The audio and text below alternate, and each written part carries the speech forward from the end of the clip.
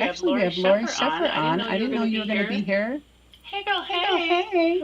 Lori Lori Shefford, Sheffer, Andean Andean shamanic shamanic practitioner, practitioner, psychic psychic medium, and medium, and vocal vocal sound sound channeler. channeler. We have We Lori have Lori Albert, Albert, LA. LA.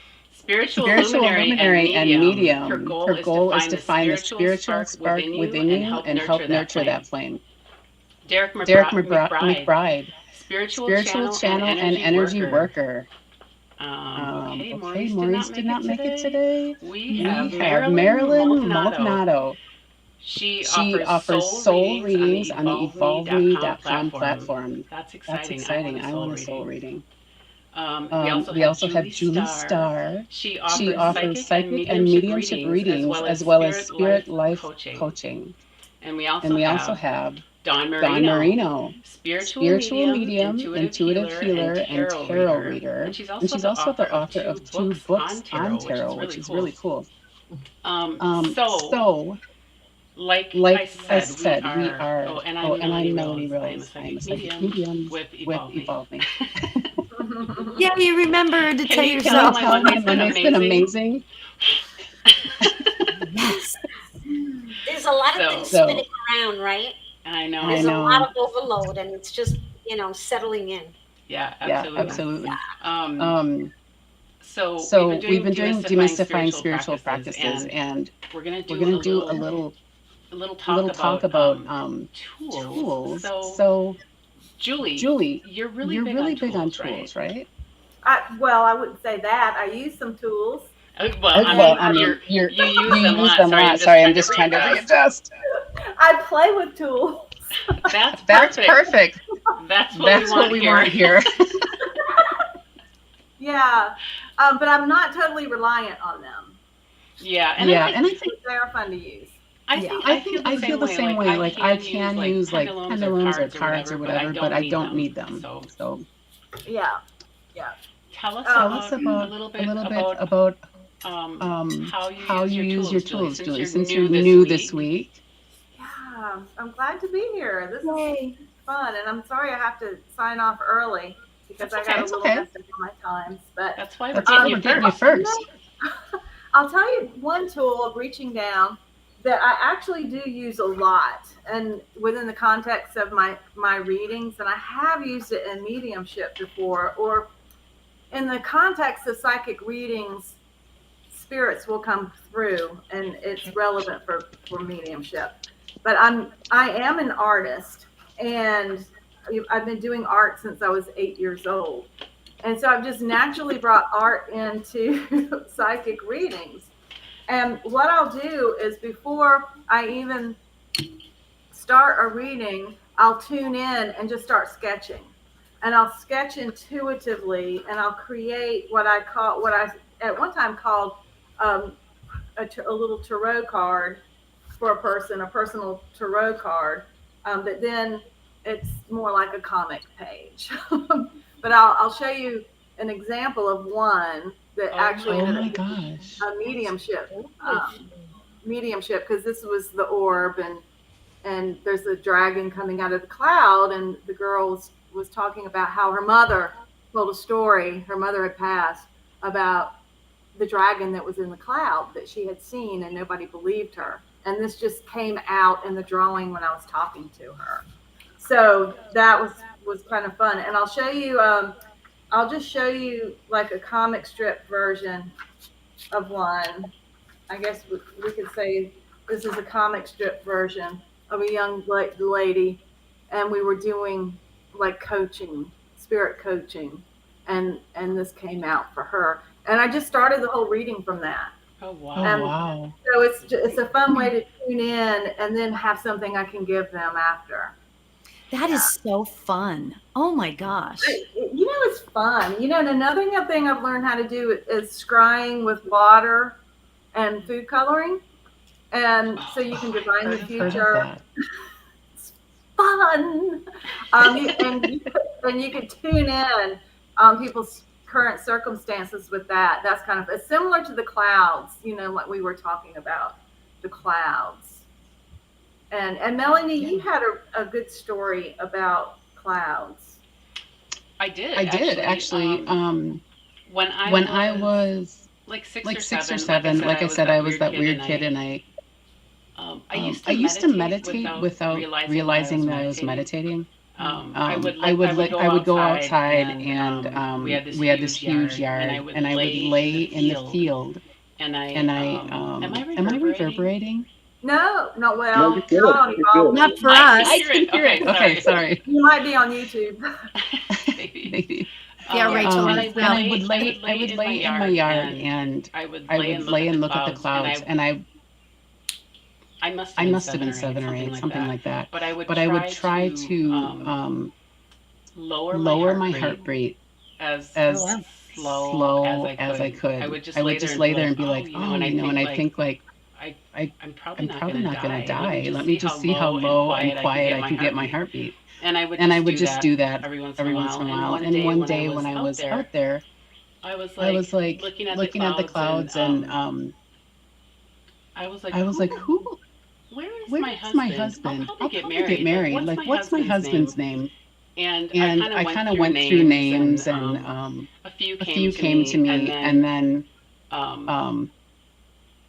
my husband's name actually popped in, and I was like, oh yeah, that's it. So I just was out there, and honestly, I didn't like fast forward. I didn't even think about it when I met him, when we got married, until like years later, I was like, holy shit. but so anyway. But yeah, all staring at clouds and just kind of receiving answers.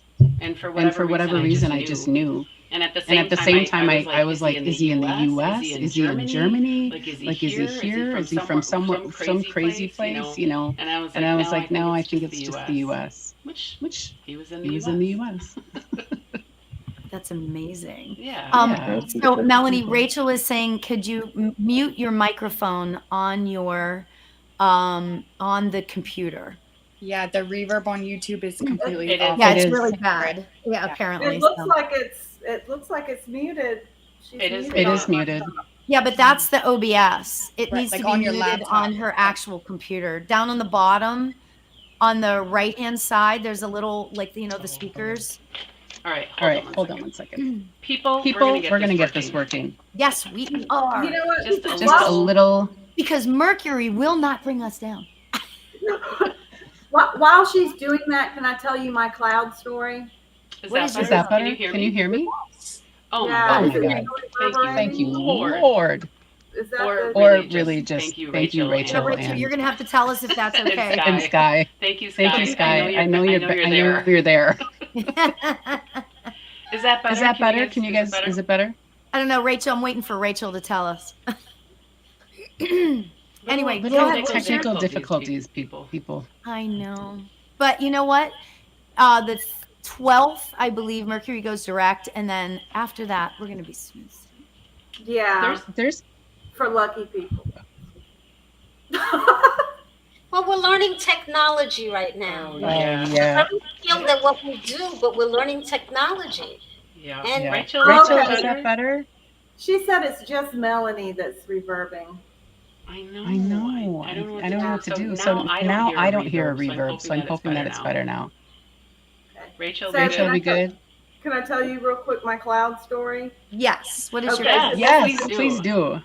This is in direct contrast to Melanie's beautiful story of her husband and love forever after that. So when I was in my 20s, I was working in law enforcement at the time. I was a deputy sheriff. And I was involved with someone that I worked with, which is really, something you shouldn't do. And I was having all these suspicions, is he cheating on me? Is he really the one? What's really going on? And I was in my patrol car and just sitting somewhere because it was very quiet. There was nothing going on. I was sitting looking at the clouds and I actually fell asleep, which is also a big no-no. I fell asleep and then I woke up, and when I woke up, I was looking directly at a cloud and it was shaped like a Playboy bunny. Oh, geez. Oh, my God. Oh, And I said, oh, well, I guess that's my answer. Oh my And- God. That's definitely a sign. So I guess yeah, that's my a answer. sign. And it was really true. I mean, he was really a playboy, like big time, lying to me. And I wasn't too long after that, I broke up with him. But that's how my first experience in this lifetime of using clouds to divine truth. Oh, That is God. amazing. I just had a conversation with a client this week about doubting. So like, did you doubt it? Did you like, no, I'm not really seeing that. Yeah, maybe I am. No, I'm not really. Like, did you go back and forth in your head? No. I did not. And at that time I'd had a lot of psychic experiences. I'd had Wow. psychic experiences, and I had been kind of psychic since I was a kid. Yeah. But I wasn't like into the whole psychic thing. But when I saw it, it came with a very solid knowing. Yeah. Okay. There you go. Yeah. It came with a very solid knowing. There was no doubt in my mind. None. Yeah. That's So, awesome. yeah. So I think sometimes clouds can be very useful and divining. It's just, you can divine with anything. Anything. I used to look After into. the third eye. I used to look into the fire. Like we used to go to a lot of like do a lot of campfires and stuff like that. And I used to look into the fire, and I would do all kinds of really cool stuff, like horses and just all sorts of different things. And I was really young at the time, and I remember thinking, this is so spiritual. And all of my friends were like, "Oh, you're ridiculous." And I'm like, "No, it's really cool. Keep looking." Oh yeah. Oh well, their loss. Exactly. I mean, I bet everyone in here as a child, people probably thought you were a little weird. Oh, for sure. You still do. So do So do I. And people listening who have some kind of interest in spirituality or psychic phenomena, or they're psychic themselves, people probably have thought you were a little weird, if you shared certain things with them. So, I mean, I certainly couldn't tell my fellow law enforcement officers that I'm divining seeing Playboy bunnies in the sky. Probably not the best idea, no. But when it came to a cop's intuition and being able to determine certain things in the context of law enforcement, you'd say it's your gut instinct. That's perfectly acceptable, Yeah. because all of them have The wording. that. The wording. I agree. Wording. Yeah. I have clients that are cops. No, excuse me, not clients, but students that are police. I think the police force, I mean, Makes sense. those people they're working solely on intuition, and they just don't realize. I know so many officers that I know they have some serious gifts if they would just lean that way. Well, You know like what you I'm say, saying? if they want to admit it or not, because like you said, Julie, it's kind of taboo and wrong. You don't want to sound crazy, but like you said, that cop intuition, that's okay. If you say the clouds told me or the squirrel told me, then you're just nutty as a fruitcake. Yeah, exactly. So it's the but wording in it. it's gut instinct, and it can say it saved my life more than once. I mean, seriously, and it has saved other people's lives. But it's your instinct. That's what you call it. Well, and you said that you also tell me about the tell us all about the water and the color. You want to know what the water and color? Yeah. Okay. That All right, sounds you're gonna amazing. have I to mean, just- you're gonna have to play with it. Okay, so I have a bowl of water right here, right? And so Okay. what you do is you need to go into a light trance first. Food coloring, or you can use ink. So you kind of go into it, sit in the power, go into a light trance, and you're reading another person. It's, you can do it with yourself. It's hard to do things like this with yourself because your mind wants to tell you what you want to hear. But if we did I've done a little exercise where I didn't know I was reading myself. And so I read myself using something like this, and then said, oh, that was for yourself, not for the other person. It was totally accurate. So anyway, so you just drop a couple of there, and you watch it, and the color disperses. And so right now I'm looking at, and I can see with my eyes what looks like a Pegasus, and it's starting to change, and the mane is going out like that. And I'll just go into it clairvoyantly, and what does that mean? And what am I reading into that Pegasus about you, Melanie? About that flying horse with the mane going out like this. So I'm not in a clairvoyant space or in a trance space right now, but that would have been a real fun one to work with.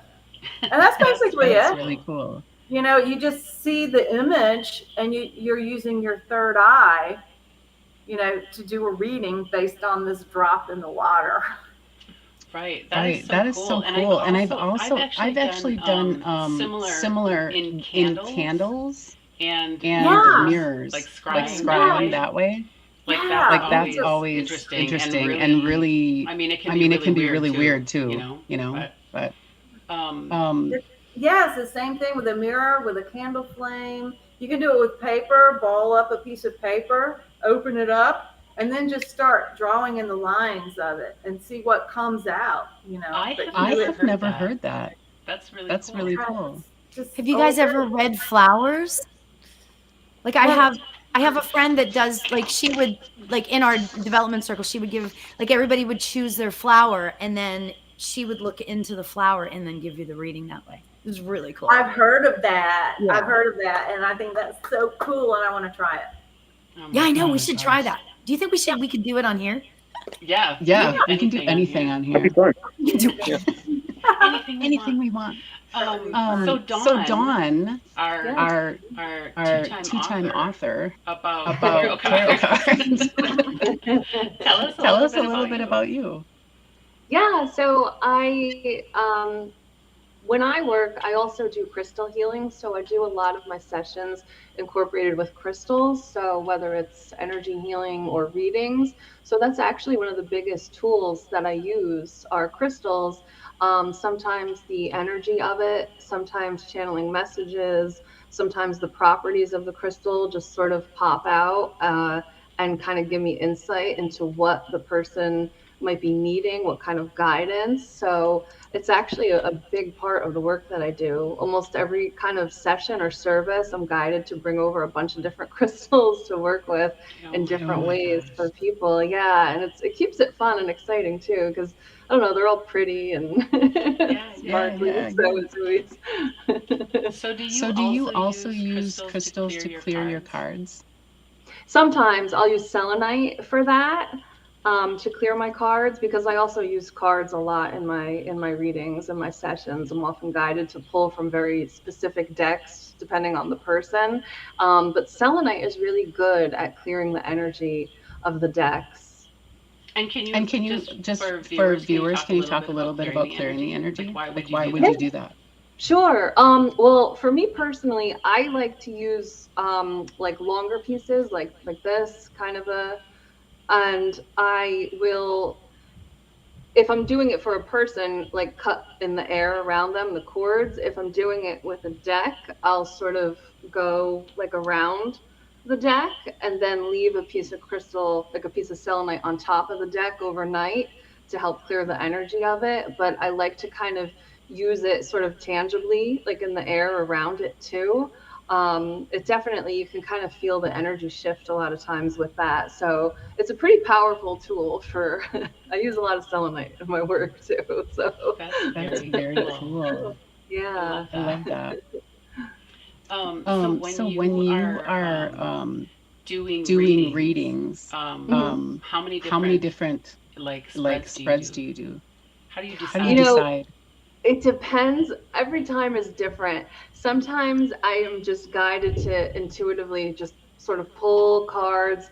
Other times, depending on the person and the situation, I'll do like maybe 3 different spreads. That it's always depends on the person, the moment, what's going on, what I'm guided to do. So it always changes. I took a tarot course and I loved it, but I cannot remember the spreads. I cannot, like, it's a lot. It's so fascinating how much information is in one card. I love it. Yeah. Oh, absolutely. Yeah. Do you do mediumship as well, or do you find that the tarot goes into the mediumship, or how does that work for you? Yeah, a lot of times when I'm doing mediumship readings, the spirit will often kind of ask me to like pull a card because it'll be like a very specific card that resonates somehow with the person or the artwork on it. So yeah, there's a lot of times when I'm doing mediumship where I'm guided to pull a card or two, and it usually is a card that has like a big impact for the person that I'm reading for. Yeah. So that's always interesting too. Do you use oracle cards as well? I do actually. I love oracle cards, and I blend the tarot with the oracle when I do my readings and the crystals. So it's like a whole thing. Can you explain the difference between tarot and oracle? Yeah, Tarot sure. cards and oracle cards? Yeah, absolutely. The tarot cards, every deck has 78 cards, and they all follow a story, and they have a lot of common symbols and structures to them. They have different archetypes and different suits in every deck. It's like a standard thing.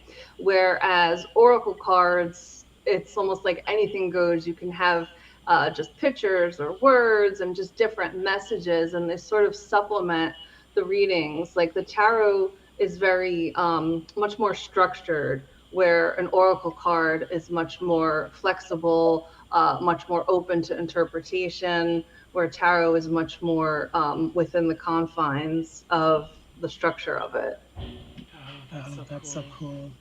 Yeah. Very nice. Any other tools you use besides cards and crystals? Yeah, sometimes I use the pendulum, depending. I don't use it a lot, but sometimes there are moments when it really comes in handy. I have one here where you can like open it and put things inside. So sometimes I'll put like a little sage inside or some oil, and like depending on the intention. So sometimes I'll kind of throw that in the mix, and occasionally chime candles too. Like I'll burn them, like Lori was talking about, like looking at the flame, things like that. So I'll do that. And like a lot of oils, I use oils sometimes. I do Julie, I do channeled art, and sometimes I will put like the oils onto the art, and it kind of spreads out and creates something with it. So that is so fascinating. I love that. Very cool. Very cool. I started out using oracle cards when I was first starting out, and then something told me just to kind of like, because it was almost like, this is many years ago, but like it was almost like I was using it for me. This is just me, okay? And I'm not trying to sound like a jerk, right? I'm not meaning it that way, but like sometimes it was like spirit was like, don't use that as a crutch, because I wasn't trusting myself, right, for what it was. So I went away from the cards for many years, right? But now I've come back to the cards. I love the cards. I mean, I don't use them in one-on-one readings, but whenever I do lives, I love using the cards because people like to be able to see, they love seeing that card right in front of them. They like the words. They like to see what word is going to tell you a story about them, so it's so fascinating how spirit leads you to do different things within the different modalities, So. Yeah, I agree. Yeah. I agree too. Like I'm still saying it the same way. I really started off with the whole oracle cards. I got my shaman deck here, and spirit kind of told me the same thing. I mean, me personally, I know all of our paths are different, but like I say, you didn't need the deck. It was just same thing, a crutch for me. But now I use it a lot for other things, just for channeling spirit, for people channeling messages. It's a beautiful tool. It really is when you look at it that way. Beautiful tool. And when we realize that we are the tools for spirit, we are the vessel for spirit, it helps you look at these other beautiful tools in a whole different way. At least it did me. instead of looking at it like, oh, well, it's a crutch for me, or I don't need this, I want to try and get in touch with this. It's just another way to connect with spirit. Yeah. Yeah, definitely. Yeah, I had similar messages too. My guides were like, okay, now do it without the cards. And I was like, what? When I first started out, I was like, without the cards. But then, once I did, then it's something that I integrated back into the practice in a much different way. So absolutely. Yeah. That's really So nice. cool. Okay, so you use pendulums. Who uses pendulums? How many of you guys use pendulums? I've tried. I cannot. Marilyn, do you use pendulum? I do use pendulums, but not all the time. But I do use them. I can't get mine to work. I have like 20. I thought it was This is my favorite conversation. I think people can even take their jewelry, right, like a necklace, and then they can use it as a pendulum as well. But mine doesn't like do anything. It just sits there. And then because I try to, and this makes me sound like I'm an idiot, I know, but I'm gonna say it anyway. So I'm one of those people where I would like hold it, and I would hold my hand super, super still, so I wouldn't be moving it on purpose. You know what I mean? So like I have a thing with pendulums. It's making the connection, isn't it? Like making the connection with the pendulum first, because it's you introducing yourself to the pendulum, and Right. so that, and then having a better understanding as how the communication, right? Like what is a yes? And you ask, what is a yes? And then what is a no? And then what is a maybe? Or what is, whatever questions you might have, because you first have to have the language and the communication together. Otherwise, it's almost like, well, whatever, the pendulum can react in any particular way. But if we, it's also, tools are so important. And I think that it's all about helping us to have more trust in ourselves. So we use tools to help us to step into our power, to help us to step into our gifts. What happens is that sometimes if we don't have that, then it feels maybe difficult, or you're having a difficult time in saying yes to the work. But when you have a tool, and then you're stepping, and I'll give you for instance, like when I started Reiki, there was a lot of things prior to doing Reiki that I was seeing and experiencing, but I was shutting it out because I kind of, it scared me a little bit. So, when you're a little, uncomfortable, you don't want to see, hear, or experience things, right? It's a lot. And, yeah. So when I started doing Reiki, I was giving myself permission to dive in and experience it. And because there were other people who were, doing it as well, it didn't become so, how would you say, like out there, right? And so I realized that when we use tools, and I speak for myself, like when I start with certain tools, eventually those tools, I drop them and I'll use them every once in a while, but I don't need them anymore. It's almost like now I can look at a person and I always ask for permission, but I can read that person, like truly see so much. And I think it's because of the trust, right, that we developed over time, because we're giving ourselves permission. Yeah. You know what it reminds me of? It reminds me of Dumbo with the crow's feather when he learned how to fly. But it was all coming from within himself. Yeah. And that's the way it is with the pendulum. I mean, what's so cute. The pendulum, it's your own, coming through your own subconscious mind, and just these very tiny muscle. I'm not moving my hand, but I've been using this for about 30 years. Ever since the days of the Playboy bunny. Incident. And I picked up a pendulum. Stupid Playboy bunny. But anyway. But I have to pop off now, you guys. It's been fun, and next time I'll be on the whole time. Julie, thanks for coming on. Join us again. Thanks for having me. Yeah, thanks for hanging out a little. That's so much fun. I like the point Julie made, though. Yeah, sorry, guys, but I really like the point Julie made was the fact that we're meant to grow. We're meant to expand. And if Yeah. things resonate with you, fantastic. But don't just be so fixed on something that you close yourself off to new experiences. Because maybe you are meant to do crystals right now. Maybe you are meant to do whatever right now, work with feathers or rattles or whatever right now. But maybe you're meant to evolve and grow, and like you think, to trust yourself. Maybe it's just a gateway into something more. A tool you can you can always fall back on, because it is a beautiful gift and it has energy of its own and appropriate times to use that. But just not to be so self-dependent or self-reliant on it, because Yeah. we are all infinite beings and infinite light and capable of so damn much. We just open ourselves up to it. Absolutely. Absolutely. Absolutely. Yeah. Absolutely. And all of those tools work with your intuition. So whatever you pick up, you use your own intuition, and you kind of can't go can't go wrong, wrong, really. Now, for me, it's really interesting because when I use my cards, I tend to go more psychic.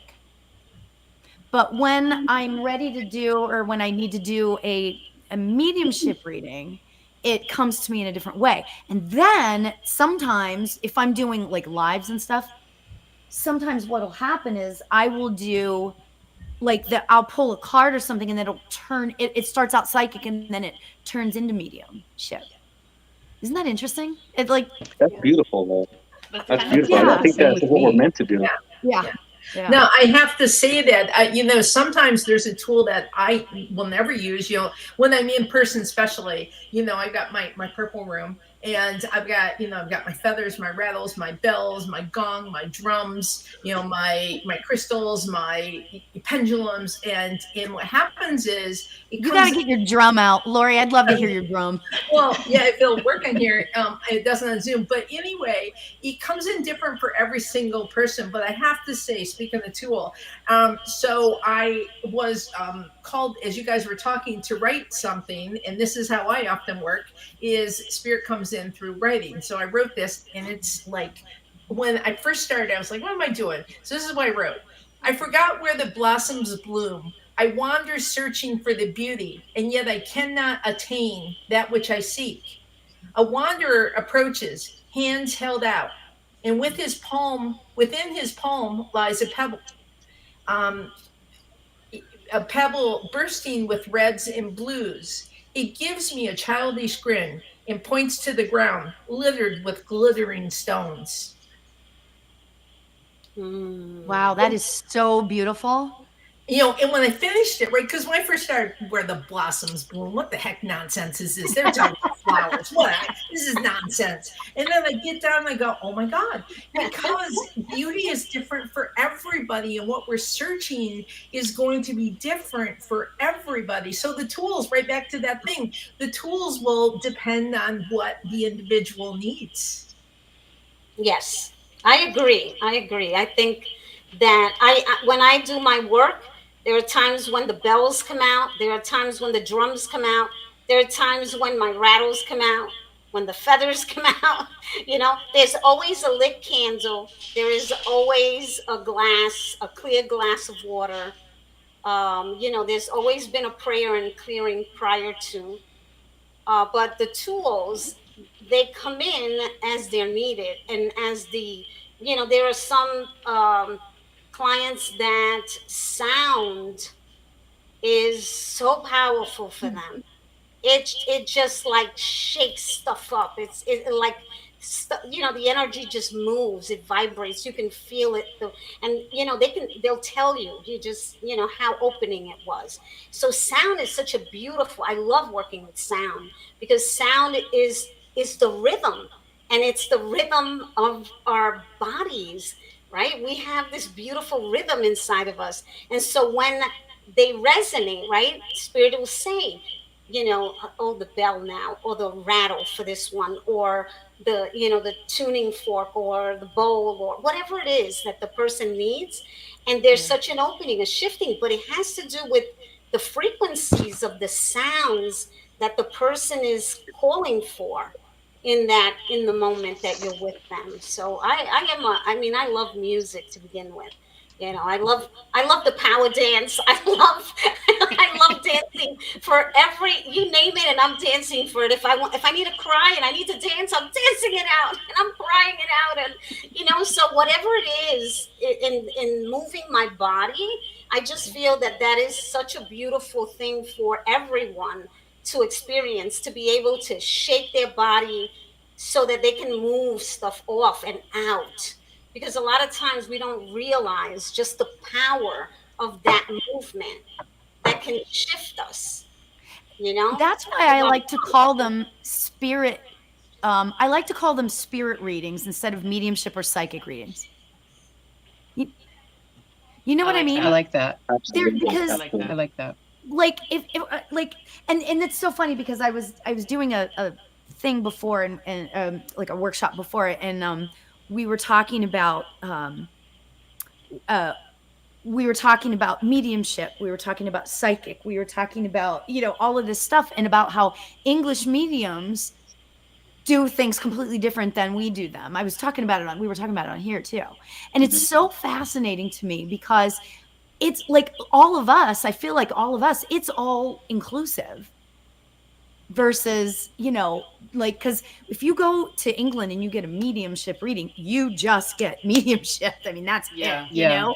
Or if you go to a psychic, that is not a medium. You just get medium. But I like to call it like a spirit reading because, it could include anything, but unfortunately, the public at large doesn't quite understand that. Right. Yeah, so that kind of makes it a little bit more difficult to. You're so right, Lori, because I was trying to, my teacher from Peru, Del Mariano Quispe Flores, is this beautiful elderly man, of the kettle. And I was trying to talk about, well, first of all, it's going to be translated from English into Spanish and then Quechua, it's with the translator, but they don't differentiate. They don't have a psychic and a medium. Yeah. They don't have, it's all like, because they believe we're made of energy, and therefore these terms are, so when you talk about spirit work, that's exactly right. It's like we are working with all of it, and so we are the instrument. This is what just came into me. We are the instrument. Now we use instruments, but we are truly the instrument, the conduit, and how it comes through. Now take how we work etherically. So for those who don't know, when I'm working with you and you're in a whole different space, I call it, that's etheric, because we're working energetically. I like to call it, my etheric phone call. And we can work. So there, let's say that I invite you to my etheric room, and it's filled with rainbows and unicorns or whatever I'm making out. But, come on into my etheric room. And then we have etheric tools. Now, maybe suddenly Spirit's saying, oh yeah, so I have this pendulum that is, oh my gosh, it's a star. It's a star hanging from the sky, and it's over you and whatever. And it goes in this whole direction. So now we're using etheric tools, which I know for some people's way out there, but it is the idea of using energy and how we use energy, because no doubt, we connect to each other and amazing work is done. As you sit in your room and I sit in my room and we connect, it blows my mind sometimes. It's like, holy moly. And so, so on top of physical tools, we have etheric tools. And you know what? You just made me. Go ahead. No, I was just going to say that really the tools and like mediumship, psychic work. It's all about your intention. Anything that you bring in is your intention and what you're bringing to the table when you do that work. And so whether it's a physical thing or an ethereal thing, like I think it doesn't matter. I love that. I get asked that a lot. Like, well, how can you give me a reading if I'm not in the room with you? And I said, well, and I talk about this a lot when I talk about manifestation, because energy is energy. Right, the energy here is the energy there and we're all made up of energy. So because we're all made up of energy is just infinite. It's everywhere, and when I explain it to them that way, they kind of go, oh, I never thought of it that way. So it's kind of fun, like teaching people that aspect of it too. I love that. Yeah. It's eclectic, right? Yeah. It's so eclectic because there's so many different facets that we do. So it's really difficult to pinpoint one and to say, well, when I think about it and I say Reiki, craniosacral, quantum touch, all the things that I've done, the soul readings, the frequency drawings, all of that, when I start to think about that, I could not, I would go, how am I supposed to explain this? So I would supposed to label that. Yes, and then I go, it's eclectic, and I do my best at explaining, but I think the best time is when the person is done, when we do this exchange, and then that's when the proof comes out, and the person is like, oh my God, now I understand, see? But if somebody would have come to me and saying, can you do Reiki for me? I really would have to say, it probably will come through for you, but there might be a lot more things that I may utilize, because it's what is being, I go by what I'm directed to do. And so that's how I work. And I always tell people up front, because I don't want somebody to say, that's all I want. Then I can send them to someone who just does Reiki, because I would not be able to separate that. I can't separate my medicine from, just to do Reiki session, because I wouldn't, it doesn't work like that for me anymore. It is whatever is called in, and that's what the person receives. And I respect that, right? And I honor that. And Marilyn, what is your main thing that people come to you for? Is it Reiki? Well, they come for the soul readings.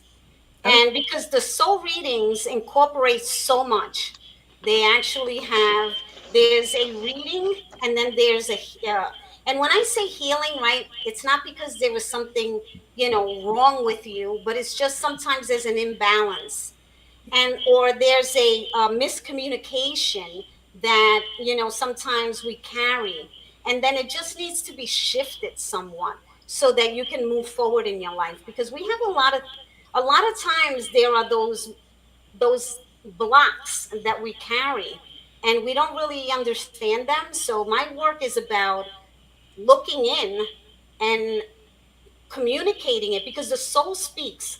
And I've learned this. I mean, I was always asking millions of questions from spirit. I would always go, what? You want me to say what? Things like that. And then I would go, okay, but can you tell me why? I mean, it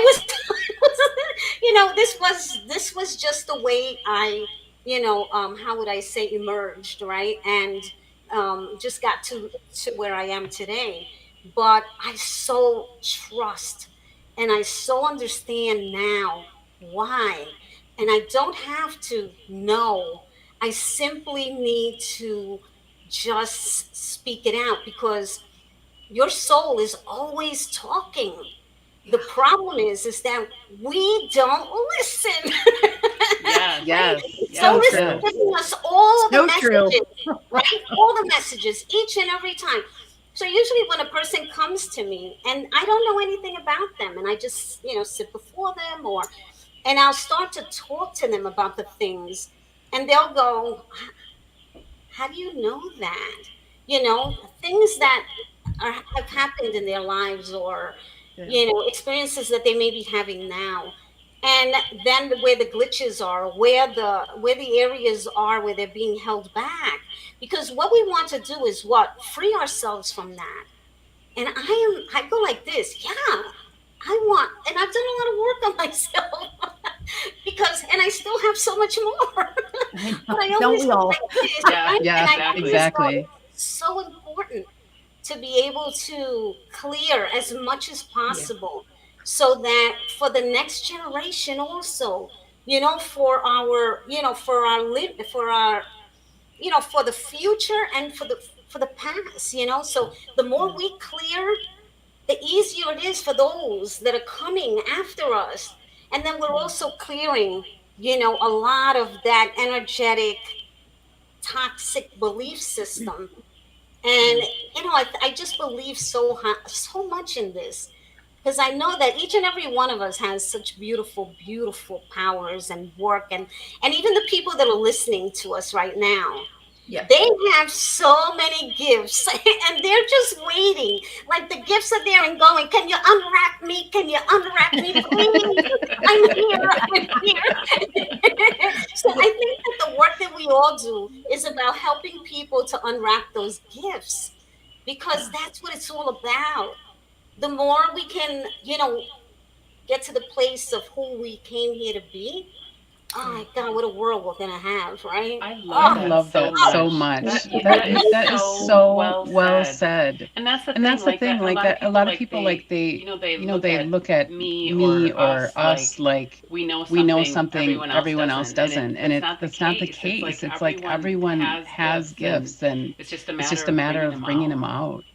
Well, back to what I wrote, because it's like, if you're looking for the thing everybody else is looking for, right? If you're looking for the blossoms and you can't find them, but really the stones are right under your feet and they're like beautiful, and that's where you were supposed to be looking. I mean, and so that is, something we often talk about in here is that this whole thing, you go to a teacher who says, this is the way it is. This is what you do. You use pendulums, you use them like this. This is yes and this is no. By the way, yes and no, folks, is different for different people with the pendulum. So you have to figure it out for yourself and all those things.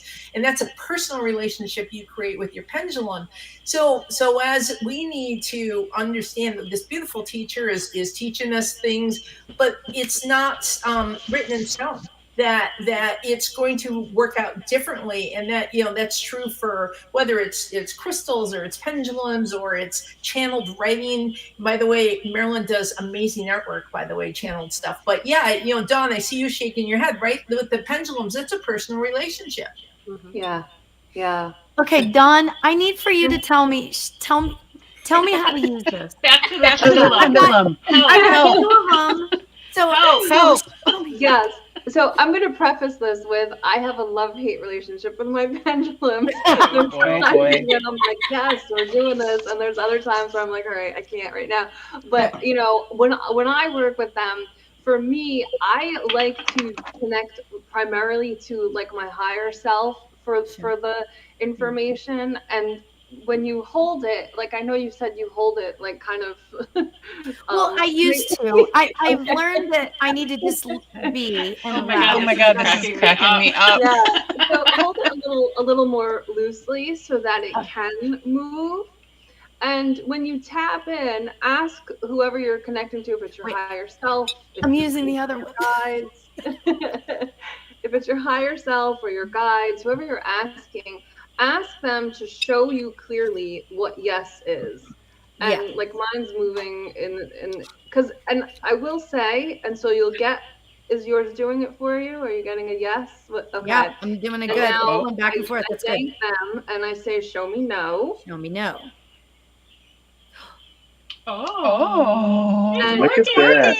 Yeah, and I will say this, for me personally, working with pendulums, they sometimes change what yes and no is. So you need to check in regularly, especially if something isn't making sense. Yeah. But you can use it for that. But what I like to use it for mostly is actually clearing energy. Like I like to use it around my space, around my chakras, just going like this in a circle. I ask spirit, my team, whoever I'm working with at the time, to clear the energy. And oh then my gosh, that opens up a whole new thing for me. Yeah, you see how it's going back and forth now, but it was in a circle. That means it's done. So you can, clear like your heart space quickly if you need to. I don't know if you can see with the camera, but anything that you need to do, or your aura, the space around you. I use it for my crystals sometimes, or my tarot decks. So I don't use it a lot for like answers or guidance, because it can be for me a bit I don't always trust that it's not really me and wishful thinking. So but sometimes I'm also guided. My guides will have me bring it over to my bookshelf, and I'll do the same thing. There's like a book they want, and I'll take it to the book and go down the chapters and like go to where they want. And there's usually something there that I need to see. So, and I don't do it a lot, but every now and then it's something that comes up. So there's a lot of really cool ways that you can work with it. And it kind of, elevates the appreciation of the pendulum when you do it that way. I love that. A whole new world has been opened to me. I swear to God. So Lori, you have an altar, right? You have a personal altar. Speaking of tools, guys. So Yeah, you if can't really put see your it. pendulum over your altar and watch what happens. And you guys can't see this. Holy crap, it's going in really big circles. Is Can it you going see counterclockwise? No, we can't see. Yes, it's counterclockwise Yeah. circle. Yep. So it's clearing. So Lori, what it's doing is it's clearing counterclockwise. It's unwinding, and then at some point it's going to finish its job, and then it's going to, at least this is the way mine works when I work with my altars, and then it's going to go clockwise to wind in the good. So now you got to bring your state of mind there too, spirit there, because when you watch it go clockwise, now you're saying I'm winding in, and what you're winding in, because you're giving it purpose. And then after that, it will start to just move back and forth, saying, I'm done. Yep. You know what? It's now that is moving so back and cool. forth now. And it's going clockwise. Yep, exactly. That's That's amazing. amazing. I wish I could see it. Yeah, sorry. Everybody can do that, though. It's, Dawn's right. I mean, it works the same way for me, and that's really how I use mine. Like as a Mesa carrier, and both Marilyn and I, there's stones and crystals in here. These are our personal altars, and we have to open it up and clear it and redo it. And so that is like one of the things I do to clear my Mesa is, and to bring in energy into my Mesa is through that. Now I have a question. I mean, did you guys choose your guys' pendulum, or did the pendulum choose you? Because like I have one. I rarely use it, but when I got mine, I went to this metaphysical shop and I ran my hand under all of them. And the one I got wasn't the one I actually wanted. I wanted it was like a tiger's eye looking one. I was like, oh, that looks cool. But I got this, quartz crystal one. And this one, when I had my hand underneath, started going crazy. I was like, all right, well, obviously that's the one for me. Yeah. Yeah. That is so cool. That's the best way to do it, right? Yeah. Even when you're going to go for crystals, any kind of stones, any kind of, you want to choose it that way. Yeah. Right? Because it really is speaking to you. It's making that connection. Non-dominant I hand. Non-dominant hand is Yeah. So not the hand you write with, but your non-dominant hand is the way to choose those things. The receiving hand, yeah. Kids love these things, and if anyone out there, I'm talking to the audience, if you're a teacher or I know that could be hard to bring in the classroom, but let's see after school group or anything, or a parent. Kids love these pendulums, and they love in these days they know about them too. I never knew about the pendulum, and so that it's a wonderful tool to use with them to pique their interest, to talk about it. And crystals, they are so geeked out on crystals. They absolutely love crystals. And as a teacher, special ed teacher, I use crystals in the classroom all the time. I brought in different types, and I had my books there. And the kids knew, like I had one, I worked with kids on the spectrum, and one who proceeded to decide that all my crystals needed to be cleared, and they needed to be cleared in the sunshine. So he takes my crystals outside and puts them on the rack outside my classroom. Well, this is what happens. The kids from the other class are walking by from lunch, and they're picking up my crystals because they think that they're giveaways because they're out there on the rack. Oh no.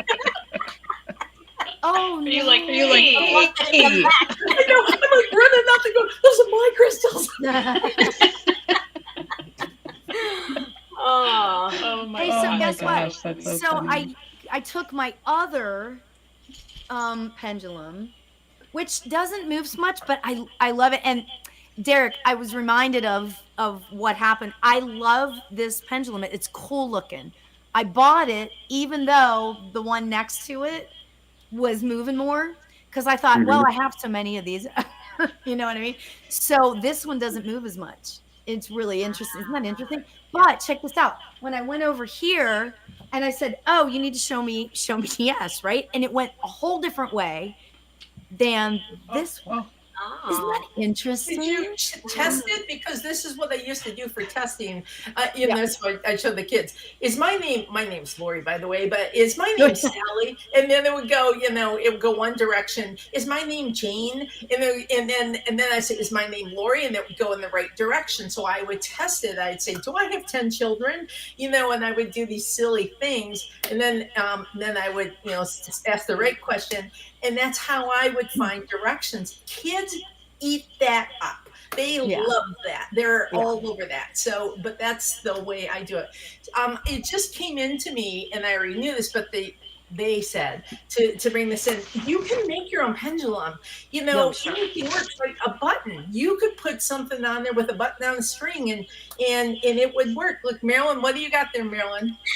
I use sometimes my chain, my necklace. If I don't have anything available, but I want to, I may not have something available, but I may want to, test something, and then I can use it, right? The other thing is that I was thinking about was sometimes when I'm redoing my altars, I have a lot of them. when I'm doing my altars, I go like this. I have one in every level. When I'm redoing them, sometimes, not all the time, but sometimes I'll check the placement of certain things. If when I'm putting something down on the altar, I'll think, I don't know, it doesn't feel like it should be there.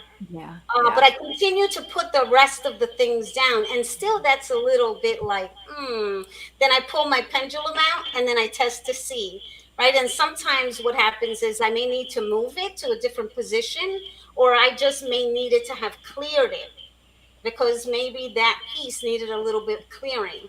And so that's a beautiful thing to do if you have altars, and if you don't, create one, because I think they're so powerful and so amazing, just creating an altar. Yeah. But, and it doesn't have to be a religious thing. I think a lot of people are like, ooh, altar, ooh, that's either of God or it's of Satan, but it doesn't have to be anything.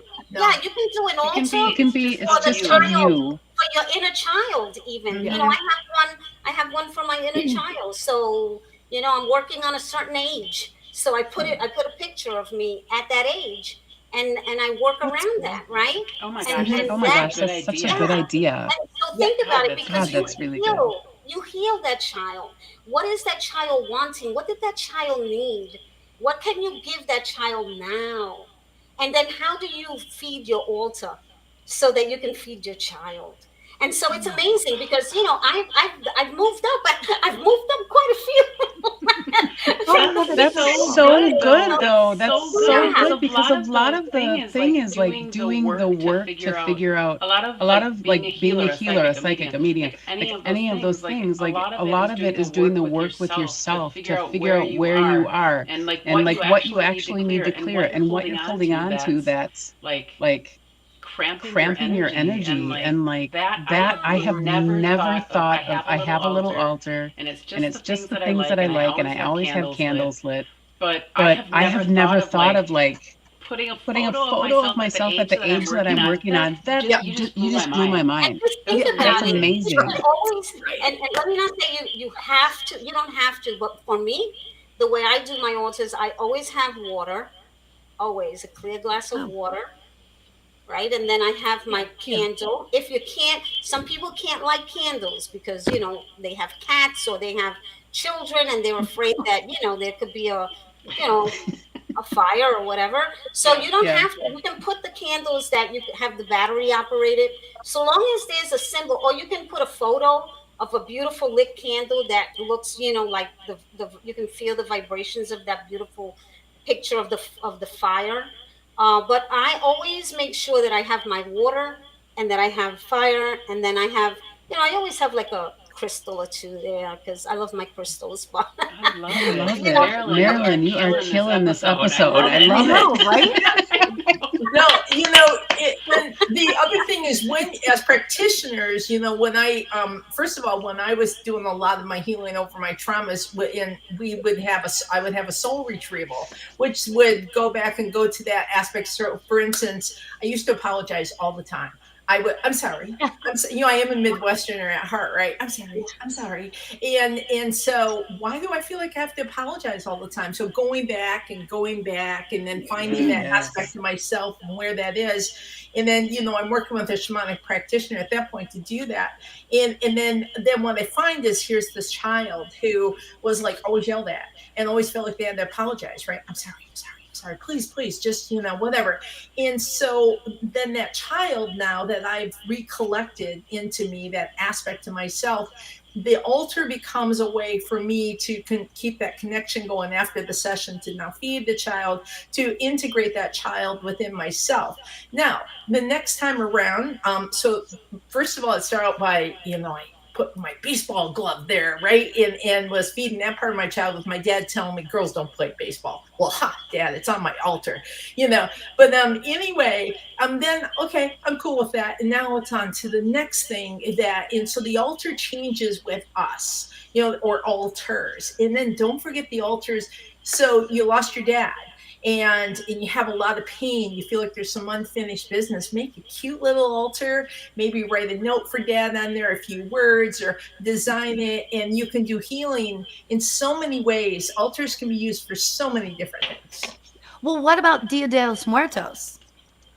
I don't know if you guys celebrate that, but it's huge here in LA. And everybody creates, like every year, my daughter and I, she's also a light worker, we create this big, huge Dia de los Muertos thing with all of the flowers on it and pictures of our loved ones that have passed. Right. But what's fun about that is you always put on the Dia de los Muertos altars, you put their favorite foods, right? Yeah. So there's a picture of my dad and a big plate of spaghetti, right?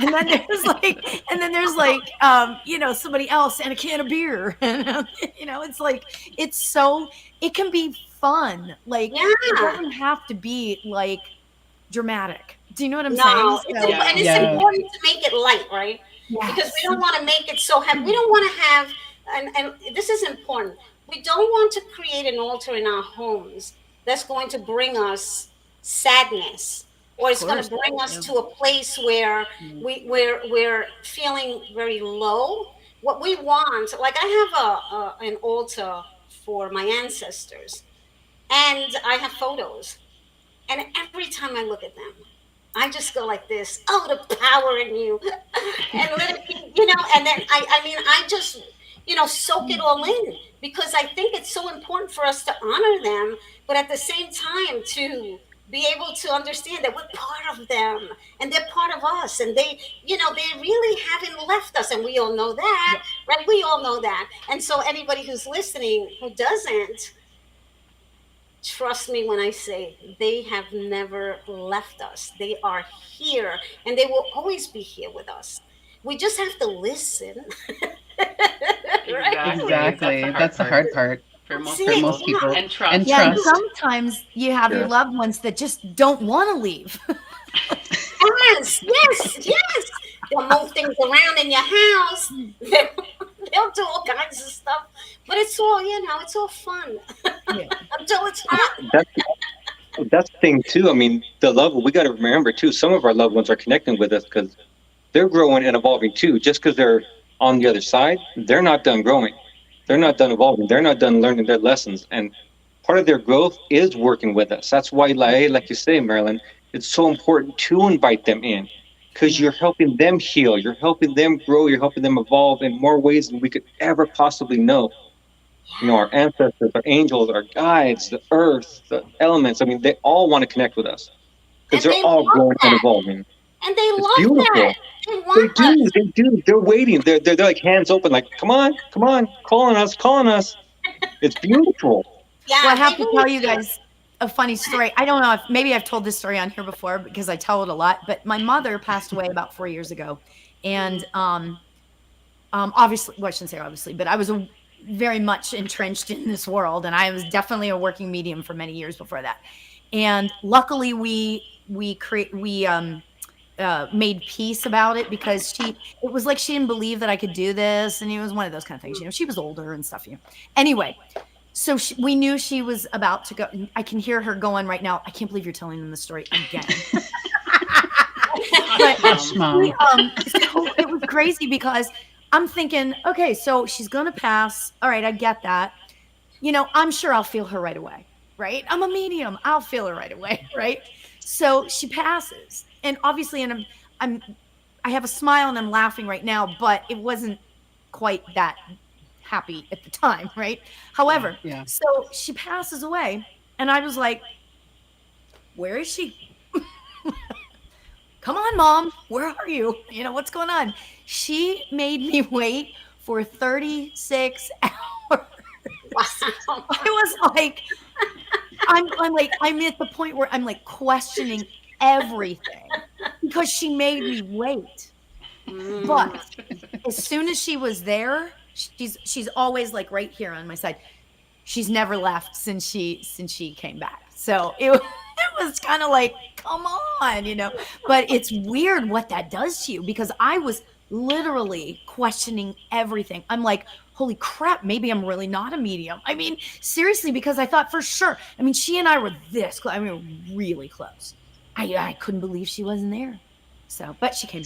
I had the same thing. I had the same thing, actually. Really? My mom passed, and well, I mean, different story, but she was with me. But like after, like she didn't like visit. I.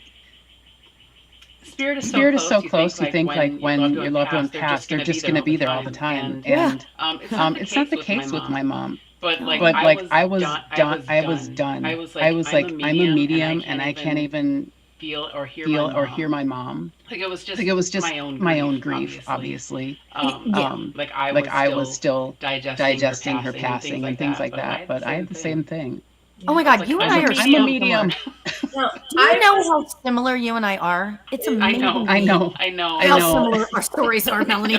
When my brother died, my brother had he had cancer, liver duct cancer, and he the agreement was I would go down there and be with him as he was passing, and so he had hospice for 5 weeks. I was with him, and the big thing he was able to see. He was a nurse. And he could actually see people leave the room when they were dying. Like he would be out of his chair, moving towards the room in the critical care, wherever he was, ICU, before even like the buzzer went off.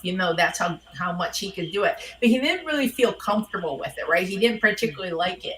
Well, even before I was a medium, when he first got cancer and they removed half of his liver, I came and stayed with him, and we were so worried about him. I slept on the floor on a mattress in his room, and I just started shouting this, and I'm praying for him, bringing all these people, and suddenly, and I'm doing it silently, he yells out to me, "Lori, what are you doing over there? There's too many people here. What are you doing?" And I go, "Oh my God, he can see them." And he's like, "Tell them to go away," right?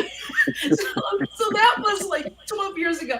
So now I get down to Georgia with him this time around. And I went to go to the grocery store because I'm with him all the time. And he calls, he wants to know where I am. So I come back, he said, "You can't leave again." I said, "What do you mean?" "No, you have to tell them to stay away." He says, "They're coming in too close." And my whole job, and here I am, it was around. So it was weird for me because I'm going through my experience of, my brother, my baby brother. And because I already lost one a number of years ago. So this is number 2. And it was so hard because I also had a job to do. Oh, and the other thing is he wanted me to help to keep him away. So shamanically, I'm working on him, but I had to wait until middle of the night when no one was around, because no one else, they're all like, "What are you doing?" And, but he counted on it. So when he went, I was happy not to have him right away. Well, he even said to me right before it was one of his last lucid moments, he said, "So we need to come up with a plan." And he said, "Blue," I said, "Well, what do you mean?" "Well, so you'll know it's me when I come back." And I said, "I'll know." I said, "Just hide my face." So he waited a couple of months, which I was happy. I wasn't ready. I was ready for the break. And doggone middle of the night, he pokes me. I'm coming back from the bathroom, pokes me so hard, I jump. And I'm like, "Stop it!" And And now he just, he chats with me and talks to me and stuff. But yeah, I mean, when they're ready and when we're ready, we have to be ready too. And that's what I learned with him. I needed a break, and then I was ready. Yeah, and it's important for us to, this is another piece that's important too, right? Is that we can say we're ready for something, for an experience, but we also have to be able to say, in increments, please. Don't give it all to me at one time, because I did have that experience where I said, okay, I'm doing it. And I kid you not, I had to say, okay, that's it. I'm never going to do this again. And then I said, hold on. And then, I had to have that, that talk. And it's about slowly. I don't want it to just come in and just pour over me in such a way where it's too much for me to, to just absorb. I need it like bits and pieces. I always go like this: you created me this way, you understand me, yes? So let's not give it to me so crazy that I can't, like, it's overload. It's an overload. I can't. So we can do that. And that's what I'm trying to say is that we can do that. We can say, I'm ready, I'm willing, I know that I'm able and capable, but I would like to have it in, and then explain how you want to be receiving, the information, the downloads, right? Because sometimes the downloads can really come in. I remember when I started doing the drawings, and I call them soul messages because that's what they were, and that's what they told me they were, and I just still call them that. And their frequencies, they're encoded. It's a drawing that you look at and you're trying to figure out what is that, and the information that your soul receives at that time, it's amazing because they're encoded. And I'm saying this because this is how it was. The information was given to me that this is what this work was. But when I was receiving them, I would seriously had to have paper and a pen or a pencil or something to be able to transfer that energy into this paper, because if not, I was just a hot mess. So I would go out, and I wasn't sure that this was going to happen all the time, but when it did happen and I didn't have it, if I'm in a store, I'd have to go, can I please have a piece of paper and a pencil, a pen, whatever instrument you have to write with? They looked at me, would look at me like, and I'd be like, and then I'd put it down. And then whatever it was. Just give it to me quickly. Yes. And so what happens is that when I got used to the energy, because you just, you're able to work with the energy a little differently. I would always carry my pen, my pencils, and my papers, and sometimes I was asked to give it to people, and I would also be the person that would go, give it to the person. I don't even know that person. What if that person, I'm intruding or whatever, and then it would be like, I better give it to them. They could throw it out. So what I would do is I would give it to the person. I roll it up, I give it to the person, and I say, you can do whatever you want with this. I just need to give this to you. And then I would be gone. But it's this information that I believe sometimes can transform you simply by just us listening to what it is that we're being asked, right? I mean, we have to be, we know that we're working with all that is love and that is light, because that's what we call in, right? Because that's another thing that I always do. I always, when I'm sitting in the power, when I'm praying out, I always, open sacred space. And then I always close sacred space so that and I'm always cautious and always, just making sure that what I'm doing is I'm not inviting anything other than that energy of divine love, because that's important. Yeah. Sometimes we don't, like people are afraid sometimes because, they might have had, maybe not the best experiences. Yeah. Well, you know what, too? Go ahead. What were you going to say, Melanie? I was just going to say that another thing, as you say that, it's really important with any tool that you use. Again, with the intention and the energy you're bringing in, like you want divine love, you want light, like however you want to describe that. I think that's always it's important to note with any tool that you use. Yes. Just what you're bringing in. Yeah. And That's all I along was those gonna say. lines, if anybody has any questions, feel free to write it in the chat, because I know we have this going out to many different places. I think it's my Facebook it's going out to. It's also going out to Evolve Me's Facebook and YouTube. So wherever you are, and if you have a question, write it in the chat, because we have people monitoring everything. So ask us away. Because this is like interesting stuff that we're talking about, you know. My question to everybody here is, what do you guys think about Ouija boards? That's one thing I've always stayed away from. That's one thing I never felt good about. I'm uncomfortable with it. So I've And again, I don't know if that's just the way, you know, I was brought up, because it should be, you know, all about intention. If our intention is good and we protect ourselves, then it really shouldn't matter. But again, you know, there's a stigma, the Ouija's bad, all the movies about Ouija, demons, the devil, you know, all this stuff. But again, if you think about it, it's just a tool.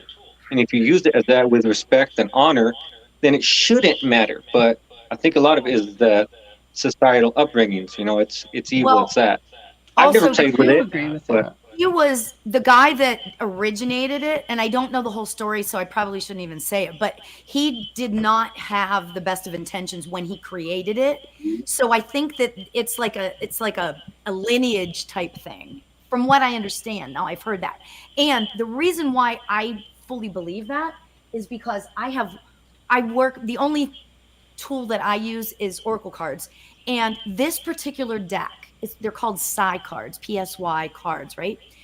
These cards, I can tell every time I use them, they were made with the highest vibrational love. You can just tell every single time I use this deck, it's like the magic happens, you know? So I'm using that as an example. So, you know, so Derek, yeah, I agree. And maybe if we somehow could sage a Ouija board or something, like if we have one, if we want to use it or something, like sage it to see if that would like get rid of any sort of negative juju or whatever. What do you guys think?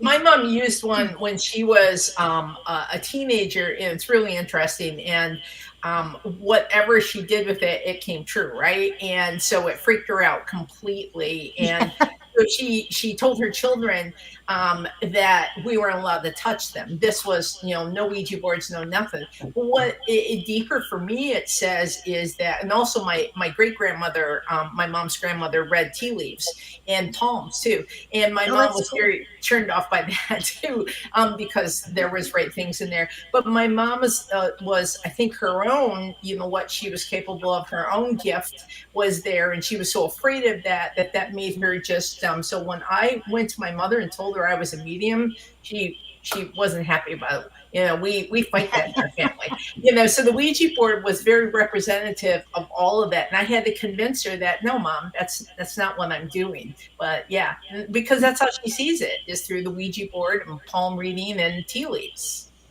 Yeah. Well, and again, don't forget the witch trials in the 1700s, right? We all have a bad rap because of that kind of stuff and that way of thinking. And get this, my ancestors were actually at Salem witch trials. I have ancestors who were witnesses at those trials. I literally can go and look up their names that they were there. And I often thought about that, and I'm like, wow, that is so wild, you know, that. And I mean, I think a lot of us can trace ourselves back to these sort of things. Absolutely. I think for me with the only time I remember I had a birthday party at my house, and when I was I don't know 16, 15, something like that. And my house was over 100 years old, and it was absolutely haunted. I grew up in an absolutely haunted house. People under the basement stairs, people talking, you know, like boots going up the stairs and down the stairs. only I could hear, and then other people could hear it, I think. But one of my friends brought a Ouija board to my birthday party, and they're like, "Oh my gosh, look, let's bring it, yeah!" And I was like, "Ooh." And I didn't know what to say, and I was like, I said, "I'm not going to use that." I was like, I won't use it. You guys can. I won't use it. Because I knew that I would be a vehicle for it. You know what I mean? Like I just knew that it would. I knew that I would be a vehicle for it. I guess I don't know how else to say that, but I just. And then a friend of mine said, "Oh no, it's your birthday. If you don't want to use it, then we won't." So that was nice. But I was like, I'm not using that in this house. Like it was, and I couldn't really explain myself. I was like, nope, I just don't like it. But now I think I just like that I have that trust and that trust in spirit, trust in energy, and I know I'm very protected, and I know how to protect myself. So like that wishy-washy stuff, like I would use it. I think I would use a Ouija board now with knowledgeable people. Not just randomly, what you open, you need to close, like that type of thing. But in the past, I think it was a lot of movies and stuff when I was young.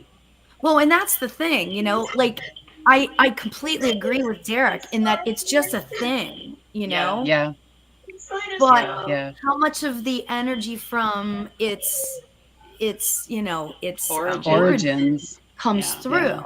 Like my cards, I can totally feel that this lady had the highest vibration in all over the place. So it's kind of interesting. Like I don't know, Yeah. I don't know either. I would, like I said, now as an adult, I would because I'm way more knowledgeable about it. I would use it now. But I really want to do table tipping though. Has anybody done that? I've seen videos. I have a friend, well, she passed away, but she was in like Mississippi, I think it was. And she would have this thing. Her name was Mama Ellie. And she was down south, and they would have Mama Ellie's family reunion. It was all these mediums and stuff coming around, and they would do table tipping. And there are videos, and that table is like flying around the room. It's so freaking cool. Oh my God.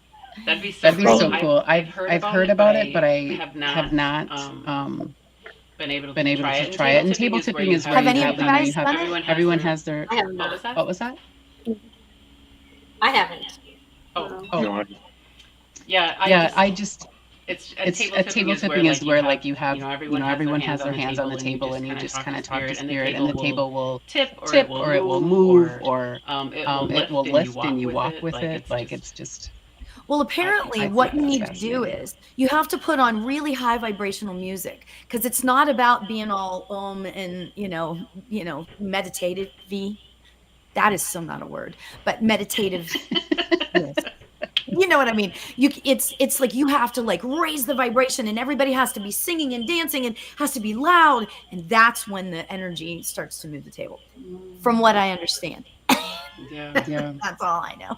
That's my only. That's one thing I would love to try. Seances too. I mean, that's now you talk about the traditional spiritualist way of doing seances. That was the way I originally was taught, where like you are all holding hands and you're doing the singing and you're raising the vibrations. Now, I was a shamanic practitioner before I was doing shamanic stuff before I went into mediumship. So the whole singing of like, songs that everybody knew and stuff like that. And so like I worked with this teacher for a while, and I says, can I bring my drum? Can we do drumming instead? Raising the vibration, it is all about that. So for some people it's singing these, songs wherever they are, or it's something else that does it.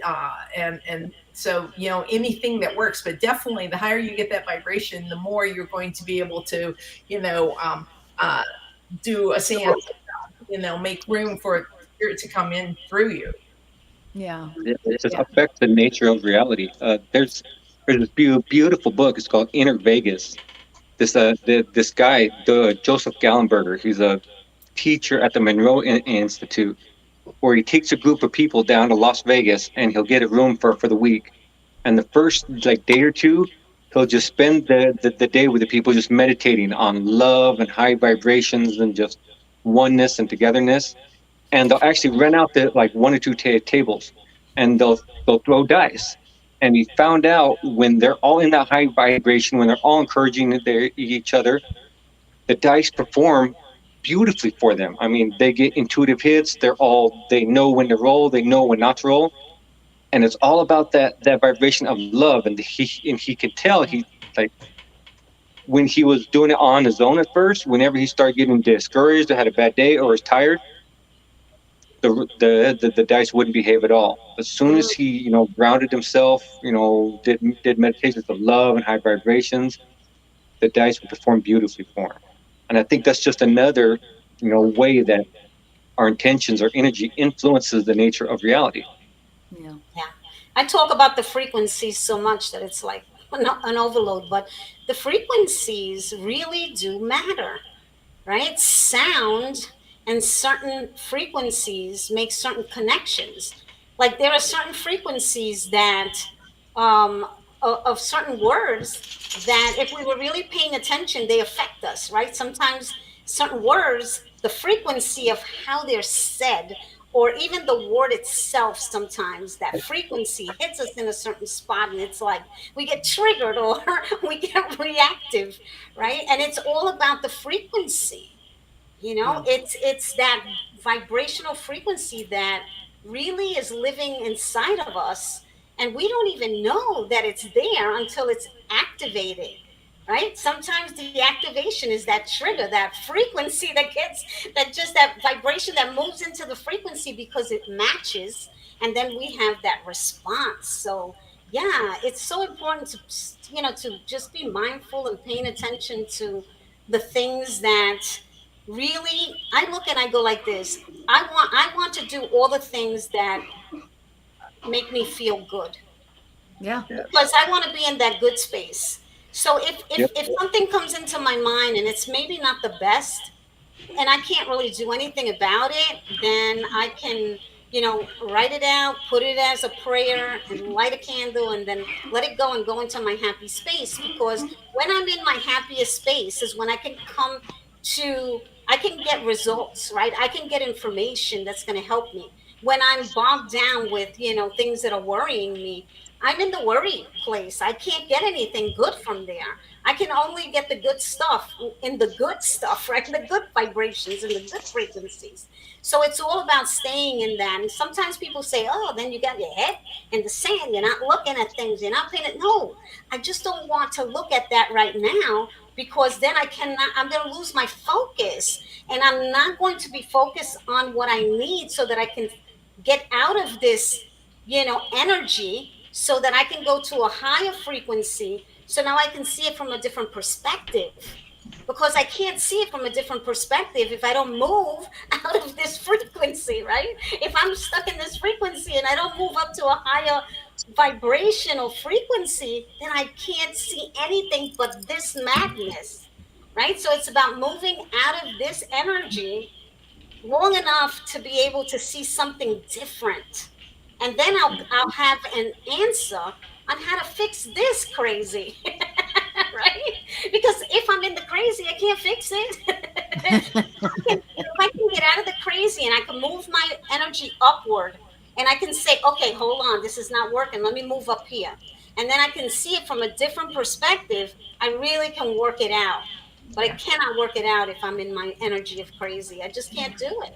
I'm just vibrating that. Yeah. What's so fascinating about what you're saying is that, and not that I'm really trying to bring it back around to our topic today, which is the tools, but it does go right with the tools.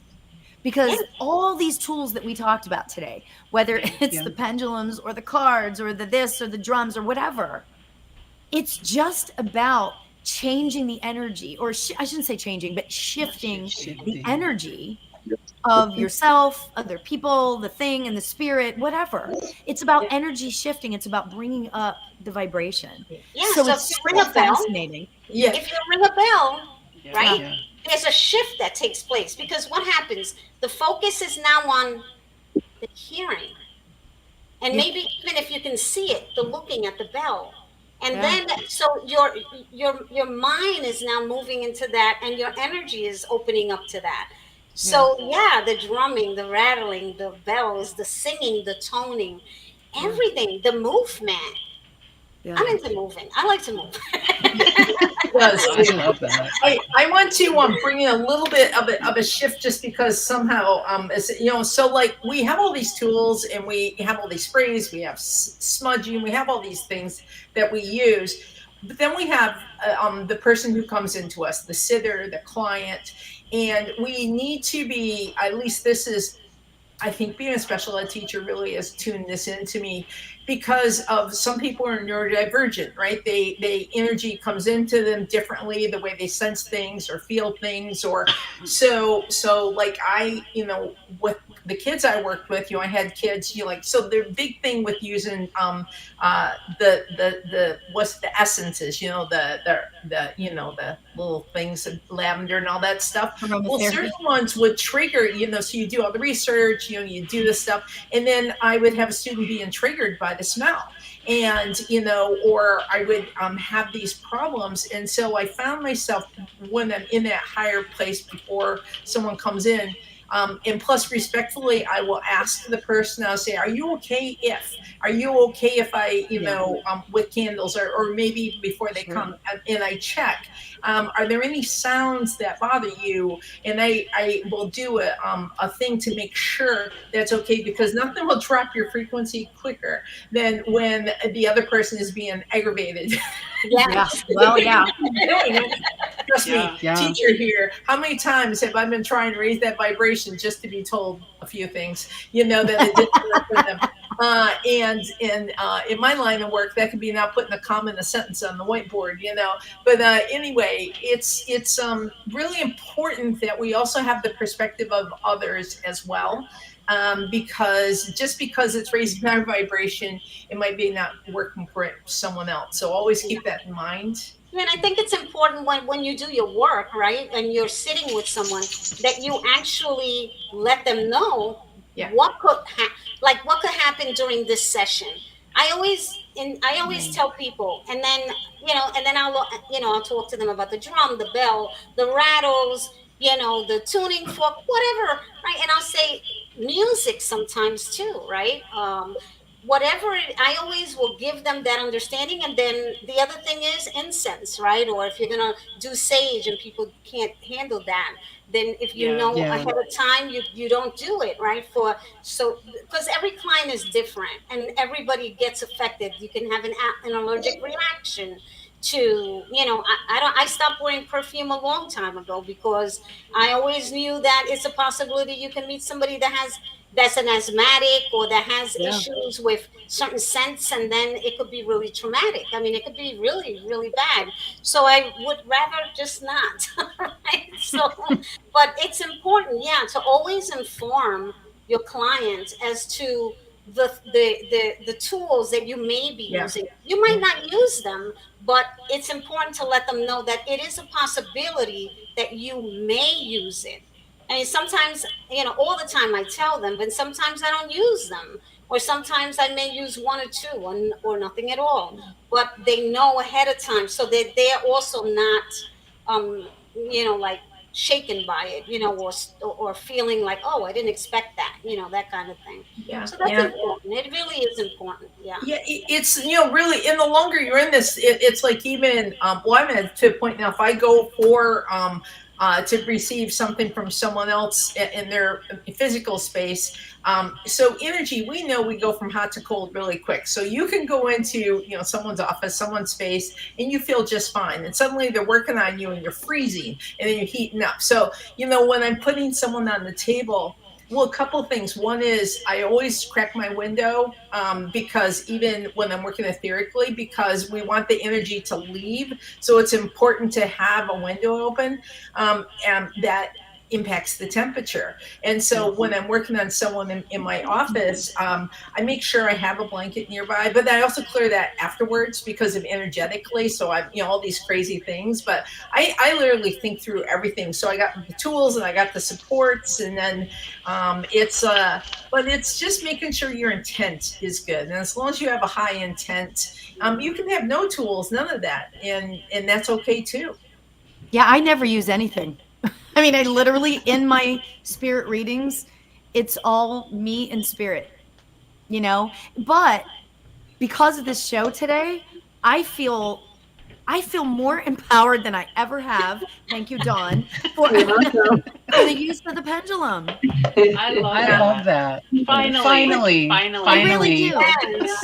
But you know, there is something to be said for the hands-on work. You know, it's like sometimes some people do come to me and love to go on the table, and you know, the hands are powerful tools. Oh, sure. Absolutely knockout tools. And there's some people that are like, look at me and say, can I go on the table today? And they'll be like, yep, let's, and the energy work that we can do on the table is quite incredible. And the way we use the tools is different on the table.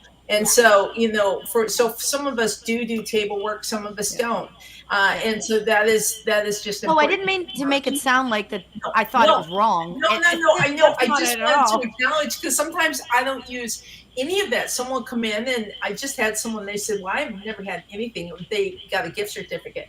And so you meet the people where they are, and you bring in exactly and allow spirit to guide you. And that, you know, and that's really the key, and it changes. I find I'm not doing as much table work as I used to, even when people come in, which is interesting. Like Marilyn said, that things shift. And so it seems that the energy is working now, and it may be that working like this on the internet has actually improved that and made that so. I think a lot of it too, like Marilyn said, with the sound. I mean, a lot of times we'll be given readings, and you'll say something, like spirit will bring something in, and you'll say something, and you'll feel the energy in that person shift. It's the message that they needed. It's the message to make them realize that, oh, holy shit, I can heal myself. Oh my gosh, I've been holding on to this. So it really is the sound that it's empowering them more. It's the message that is doing the healing. Because I do hands-on, you know, distant healing. But the more, like with Marilyn talking, it really is, people want to empower themselves. People want to be their own teacher. People want to connect with spirit and feel it that way. You know, people are awakening more and more every day, and it's a beautiful thing. And the more we give those messages of hope and encouragement and empowering, the healing is in the message now. Yeah. I really feel that, and it makes so much sense. Yeah, and teaching them, right? Like, I know that when I do my work, I do the hands-on, you know, I do the Zoom, I do it. I mean, a lot of people will say to me, oh, I just love the table work. Because, you know, it's like this sense of this energy moving and so quickly, and then describing it. But I think that they also are learning about how their body really speaks to them and how connected they truly are. And for me, that's like, oh gosh, that is so beautiful, because yes, when you leave, I want you to be empowered. I want you to be able to say, oh my God, I know how to listen to my soul's core want. I know how to listen now. And that's so important, because a lot of people, sometimes what happens is they're just not listening then, because they're not feeling it, because there's certain things that are blocking the feeling, right? Because sometimes we have a lot of baggage, and it's covering up our feelings. So we got it all locked down, and we can't get past that lockdown. And when we're able to shift that energy and open it up and kind of transmute it and, you know, like burst it, it's almost like this sense of, I can feel again. You know, I feel something where I couldn't feel before. Because if we have all that emotional stuff and traumas and all that stuff locked down, then of course, we're not connecting. It's not that the soul is not speaking to us, it's that we can't hear it. It's muffled, right? It's muffled sometimes too, because it's got so much stuff. And so it's about moving those layers out and teaching people how to do that. Mm-hmm. You can learn how to do this. I always go like this. This is not a me thing. This is an us thing. This is a me and you thing. This is, I'm uplifting you and you're uplifting me. We're helping each other out here. we're moving our energy in such a way where we're opening even more than we were before. And why not? That's where we have our power. That's our power, right? And that is how much fun the readings are. When you like, how many of you guys leave your reading feeling amazing, right? Like 99.999% of the time, I leave my reading feeling fantastic. Yes. You know, and empowered and alive, you know, and it's so fun. And really hungry. We get just as much stuff back from our clients as I was thinking about the power of chocolate as Marilyn was talking. Yeah, that's where I was going. Not exactly a tool, but the chocolate, you know, because energetically we are using energy when we work. And so it is really important that we take care of ourselves. Not only do we need to take care of our tools, because we are a tool as well, right? We are the conduit for spirit. So we have to make sure that we are clearing ourselves, feeding ourselves, drinking water, and doing what we need to do. And then also making sure that other people are educated on that as well. You know, we are our greatest, you know, spirit's the greatest, but, you know, we are that conduit for that to come through. Yeah. Feeding ourselves the right stuff. Like, I don't know, do any of you do like energy test your food? Oh, I used to. No. I don't do that Oh, I do anymore. that all the time. I do that all the time, man. And it's like super easy, and it's like empowers somebody. You just get like your piece of food. You can do it on vitamins and whatever. You just put it like real close to like your stomach, your belly button area. You take a slow, deep breath, close your eyes, and on the exhale, say, "Is this good for me? Is this beneficial to me?" And what you'll realize, your body will start leaning towards it or away from it, or don't do anything at all. If it's leaning towards it, it's beneficial for you. If you lean backwards, your body doesn't want it. If it doesn't do anything at all, then it's just stagnant.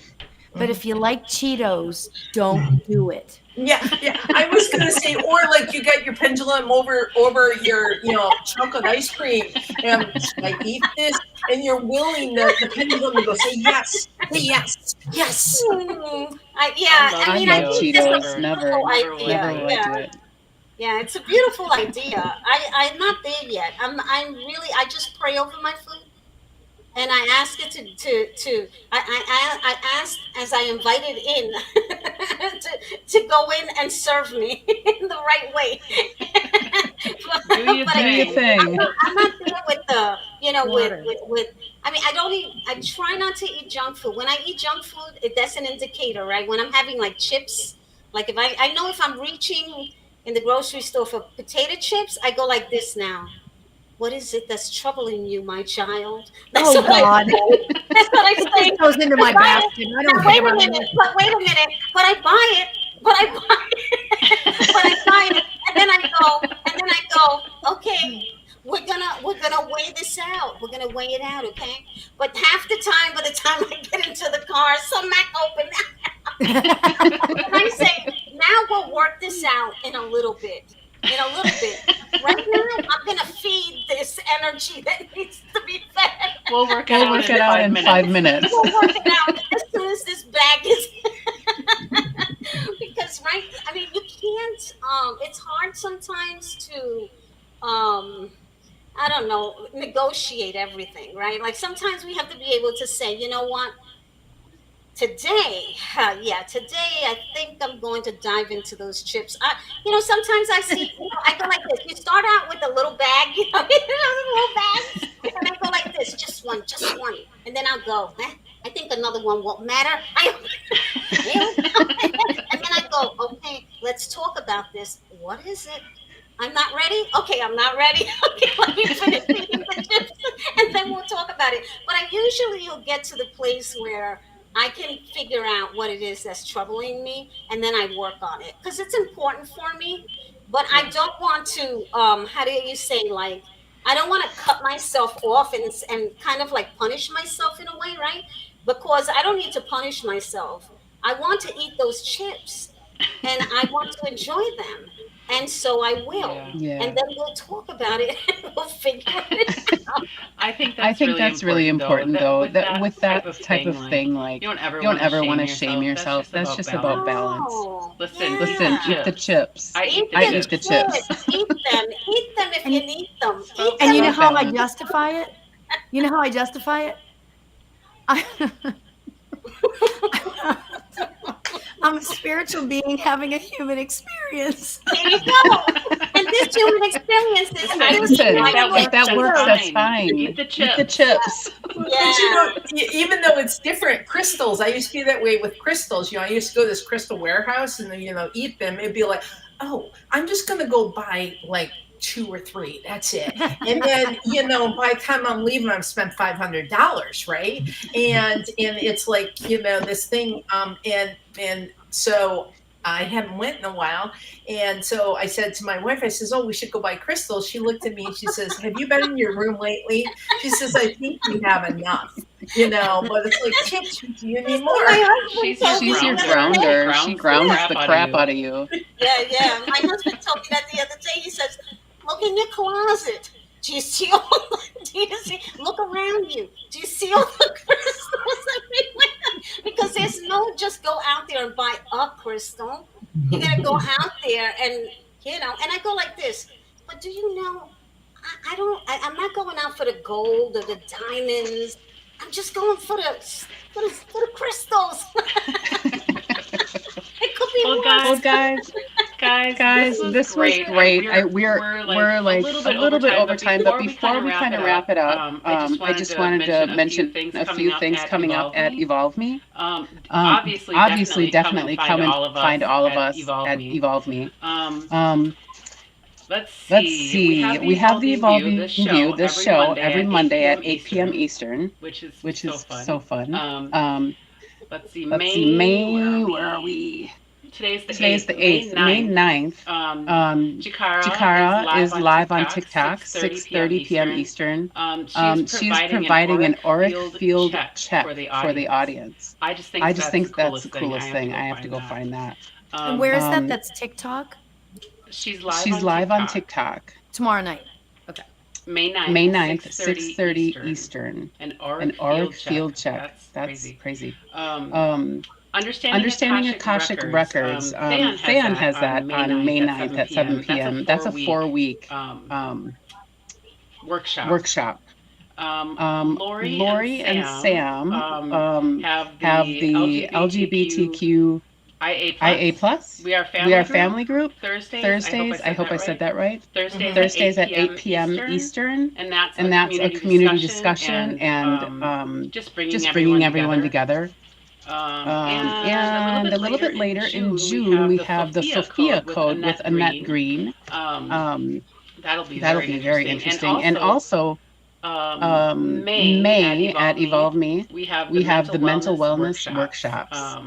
We have 3, and May 16th is Mind. May 23rd is Body, and May 30th is Soul. So you get to work on all 3 of those things. And those are free, I believe. Right? Free? I think they're free. So there's no reason you shouldn't come. Mind, body, soul. All that balance, all that good stuff. Definitely come back and find those. And if you weren't able to write those down, didn't get them, go to Evolve Me and check it out and find us and all of the workshops there. Wait, I have a workshop coming up too. It is on Wednesday, May 31st. It's called Manifestation Madness. And I wrote a book called the Manifestation Journal for Beginners. And so we are just going to dive in. It's going to be a roundtable. So any question can be asked, anything. If you want to manifest your health, I can help with that. If you want to manifest finances, I can help with that. I love talking about manifesting, obviously. So that is, and I think it's at 5 p.m. on that Wednesday, May 31st. And I think it's only like $20, something really simple. It's not too much. So very cool. Did anyone else have anything else going on that I missed?